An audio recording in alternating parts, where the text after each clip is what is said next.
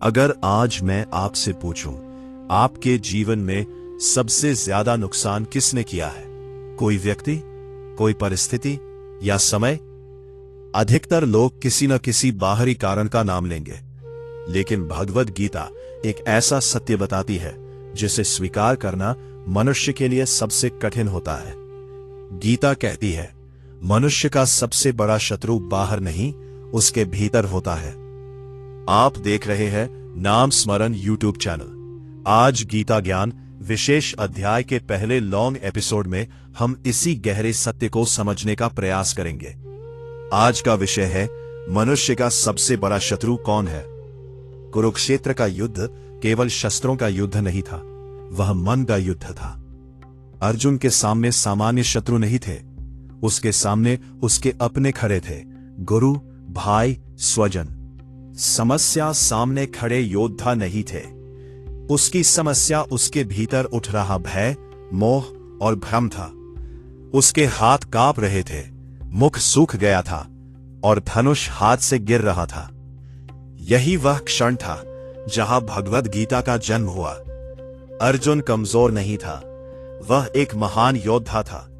उसे युद्ध करना आता था, फिर भी वह निर्णय नहीं ले पा रहा था। क्यों? क्योंकि उसका मन उसकी बुद्धि पर हावी हो चुका था। मन उसे कह रहा था, ये अपने लोग हैं, इनसे युद्ध मत करो, युद्ध छोड़ दो। लेकिन बुद्धि कह रही थी, यह धर्म युद्ध है, यह तुम्हारा कर्तव्य है, भागना अधर्म है। यहीं से भीतर संघर्ष शुरू होता है। तभी श्री कृष्ण अर्जुन से कहते हैं, मन एव मनुष्याणाम कारणम बंध मोक्षयो, अर्थात मन ही मनुष्य के बंधन और मुक्ति का कारण है। कृष्ण स्पष्ट कर देते हैं, तुम्हारा सबसे बड़ा शत्रु बाहर नहीं है, तुम्हारा सबसे बड़ा शत्रु तुम्हारा ही असंयमित मन है।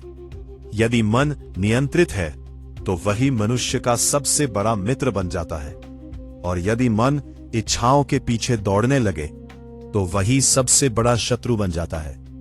गीता बताती है कि मनुष्य का पतन एक ही बार में नहीं होता, वो एक श्रृंखला से होता है। पहले इच्छा जन्म लेती है। इच्छा कहती है, मुझे यह चाहिए, अभी चाहिए और ज्यादा चाहिए। जब इच्छा पूरी नहीं होती तो क्रोध जन्म लेता है। क्रोध में मनुष्य विवेक खो देता है। क्रोध से मोह उत्पन्न होता है, मोह से स्मृति भ्रम, स्मृति भ्रम से बुद्धि का नाश, और बुद्धि के नाश से मनुष्य अपने ही पतन का कारण बन जाता है। यही वो मार्ग है जिससे मन शत्रु बन जाता है। की तरह ही है, आज कुरुक्षेत्र कहीं बाहर नहीं है, आज कुरुक्षेत्र हमारे भीतर है।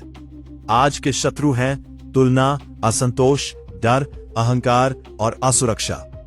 आज भी मन मनुष्य से कहता है, तुम कम हो, तुम पीछे रह गए हो, और चाहिए। और यही मन मनुष्य को शांति से जीने नहीं देता। श्री कृष्ण मन को दबाने के लिए नहीं कहते, कृष्ण कहते हैं, मन को समझो, मन को दिशा दो। गीता बताती है, मन को अभ्यास और वैराग्य से वश में किया जा सकता है। अभ्यास का अर्थ है बार बार मन को सही दिशा में लौटाना। वैराग्य का अर्थ है हर इच्छा को स्वीकार न करना।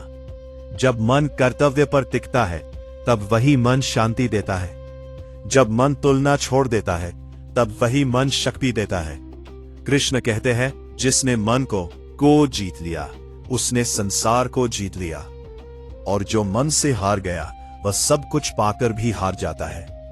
अब जरा अपने जीवन की ओर देखिए, क्या आपका मन आपको चला रहा है या आप अपने मन को दिशा दे रहे हैं? क्योंकि यही से आपका जीवन बदलता है। इस गीता ज्ञान विशेष अध्याय के पहले लॉन्ग एपिसोड से आपने क्या सीखा? कमेंट में लिखिए। राधे राधे। और अगर आप भगवद गीता के गहरे अर्थ, जीवन का सही मार्ग और आध्यात्मिक शक्ति नियमित पाना चाहते हैं तो नाम स्मरण यूट्यूब चैनल के साथ जुड़े रहिए।